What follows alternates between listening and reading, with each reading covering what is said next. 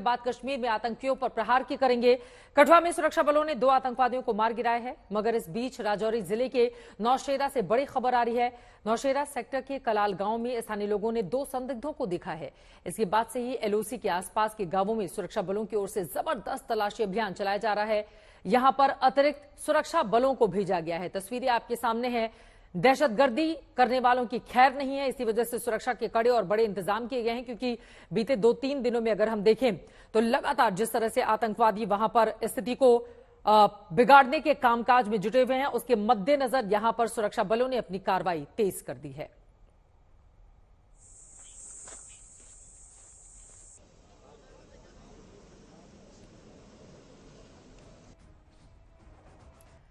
ये तस्वीरें आपके सामने हैं। सबसे बड़ा सवाल यह है कि 3 दिनों के भीतर पाकिस्तान यहां पर अपने पाले पोसे गए आतंकवादियों की मदद से जम्मू क्षेत्र में 3 हमले करवाने में कैसे कामयाब हो गया।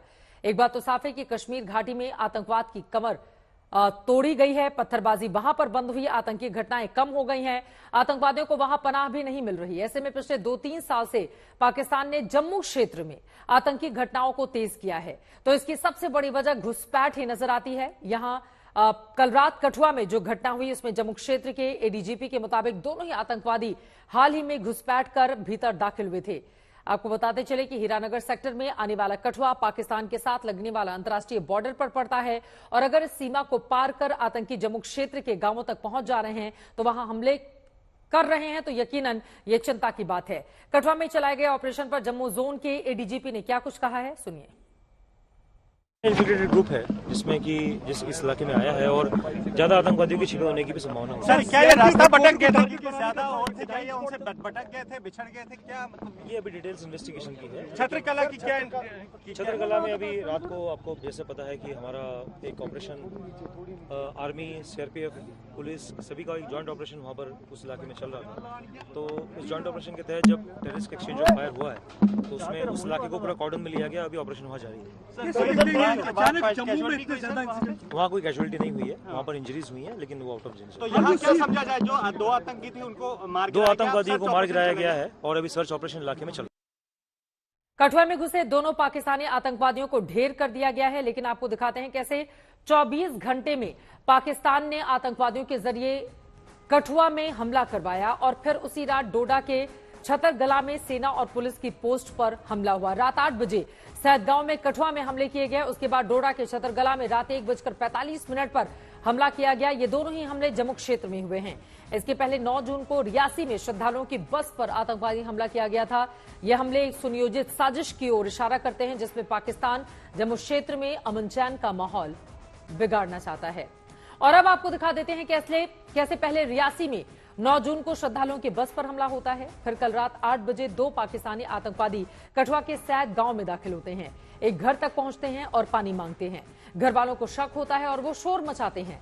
सुरक्षा बलों तक खबर पहुंचती है और एक आतंकी गांव में ही मारा जाता है, जबकि दूसरा अब से कुछ देर पहले पास के जंगल में ढेर कर दिया गया है। इस मुठभेड़ में सीआरपीएफ के एक जवान की भी शहादत हुई है।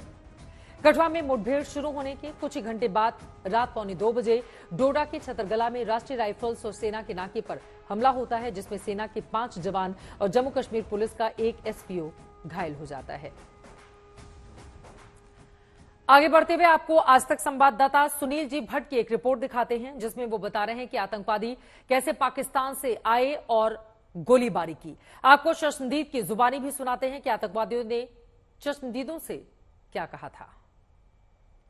दरअसल यहाँ पर लगभग शाम को 8 बजे के आसपास जो है 2 आतंकवादी देखे गए थे और वो ग्रामीणों से, यहाँ के जो रहने वाले लोग हैं उनसे उन्होंने पानी मांगा और कहीं ना कहीं यहाँ के लोगों को संदेह हुआ कि ये कोई आम लोग नहीं हो सकते हैं, ये आतंकवादी हो सकते हैं। जब उन्होंने उनको पानी देने से मना किया तो अफरा तफरी हुई और आतंकवादियों ने पहले हवा में गोलियां चलाई और बाद में जो वहां पर कुछ लोग थे इसी गांव के, उन पर फायरिंग की, जिसमें एक नागरिक जो है यहाँ का जो एक रहने वाला व्यक्ति है वो घायल हुआ और उसके तुरंत बाद यहाँ पर मौके पर जो है सुरक्षा बल भारी संख्या में पहुंचे। AK-47 पहले मैंने थोड़ा गौर नहीं की कौन है, फिर जब AK-47 देखी फिर मैं चिल्लाया, उधर से भागा। लोगों को बाजार चौक था ना, चौक पे पब्लिक थी, इकट्ठी थी, मैं चिल्लाया कि भाग जाओ, मिलिटेंट आ गया। तो बस फिर वो लोगों ने सुन लिया और भागे घर को वापिस। फिर उन्हें उसी वक्त फायरिंग शुरू कर दी। थोड़ी सी आगे आके पानी मांग रहे थे, प्यासे थे, पानी मांग रहे थे वो।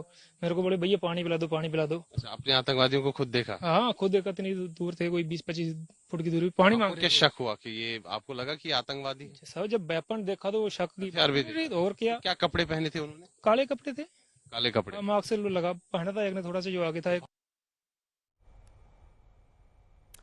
तो आपने देखा चश्मदीदों की जुबानी क्या वहां पर स्थिति उत्पन्न हुई थी और यकीनन ये चिंता का सबब बना हुआ है।